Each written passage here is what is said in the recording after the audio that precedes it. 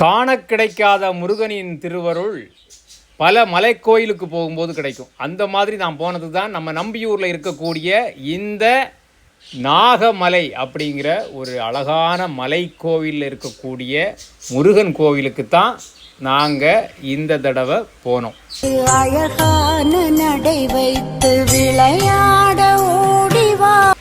இந்த கோவில் எங்கே இருக்குது அப்படின்னா, நம்பியூர்லேருந்து நீங்கள் அரசூர் ரோட்டில் போகும்போது ஒரு 3 கிலோமீட்டர் தூரத்தில் இந்த கோவில் கொஞ்சம் உள்ளே இருக்குது.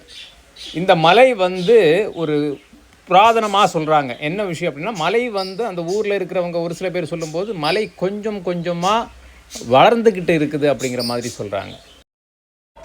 கோயிலுக்குள்ளே போன உடனேயே முருகருடைய சகோதரர் நம்மளுடைய விநாயகர் இங்கே கல்யாண கற்பக விநாயகராக வீற்றிருக்காரு. அவரை வணங்கிட்டு தான் நம்ம இந்த மலைக்கு போனோம். இந்த மலையில் படி 750 படி இருக்குது. நாங்கள் போகும்போது மத்தியான நேரம், அதனால் எங்களால் படி ஏற முடியலை. கீழே இருந்தே கடவுளை வணங்கிட்டு வந்துட்டோம். அதே மாதிரி இங்கே ஸ்பெஷல் என்னென்னா, அறுபடை வீடுகளில் இருக்கக்கூடிய முருக கடவுளுடைய சிலைகளை தத்ரூபமாக வடிவமைச்சிருக்கிறாங்க. அது இங்கே ரொம்ப ஸ்பெஷலாக இருந்துச்சு. கொஞ்ச நாளாகவே எனக்கு முருகன் கோயில்களுக்கு போயிட்டே இருக்கணும் அப்படிங்கிறது ரொம்ப ரொம்ப தீரா காதலாக இருக்குது. அதே மாதிரி இங்கே இந்த நாகமலை கோயிலுக்கு பக்கத்தில் இருக்கிறவங்க சொன்ன உடனே கிளம்பி போய் பார்த்து உண்மையிலேயே ரொம்ப திருப்தியாக இருந்துச்சு.